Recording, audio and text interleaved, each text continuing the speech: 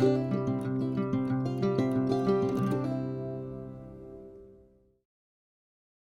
Rerum Novarum was written on May 15, 1891. It was Latin for revolutionary change, or the rights and duties of capital and labor.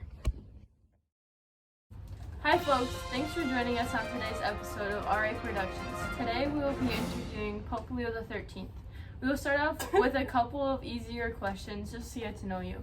When and where were you born? I was born in Carpineto Romano, Italy on March 2nd, 1810. When did you become Pope? And when did you have the obligation to become part of the Catholic Church? I have always had the obligation because I was born into a very religious family, so they enforced going to Mass and becoming a good person. I became Pope on February 20th, 1878, and was head of the Catholic Church until 1903. Now I've also heard that you had a vision. Can you tell us a little bit about it, and when was it? Also, what did it mean to you? Yeah, of course. On October 13th, 1884, exactly 33 years to the day before the great miracle of the sun in Fatima, I had this vision come to me. I heard two voices. One was kind and gentle, while the other one was harsh. It was interesting because I could actually hear two people talking, which was the Lord and the devil. Alright, now moving on to one of the larger questions. What is the Rerum Novarum, and what did it mean to you?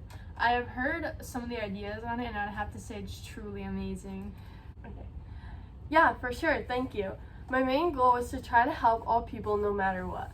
I wanted to bring some inspiring words into the world and try to help the working class as much as I could.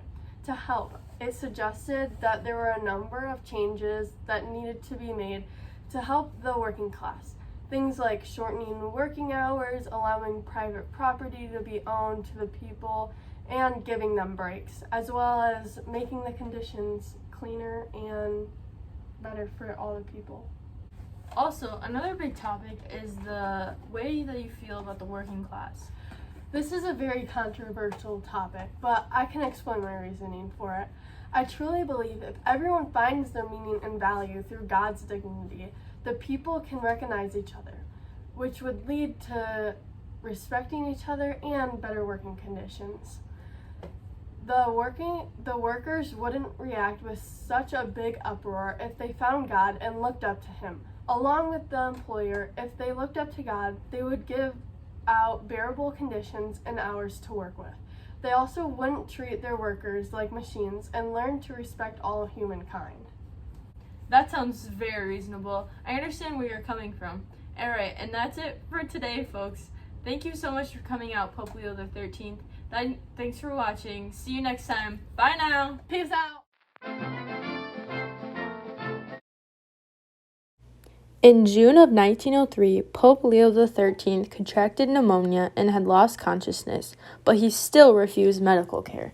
Unfortunately, that led to more illness, and on July 20th, 1903, Pope Leo XIII passed away. His last words were a whispered blessing as his family grew heartbroken. This did not stop his legacy from growing, and the encyclical Rerum Novarum continued to gain popularity. It is still referred to today.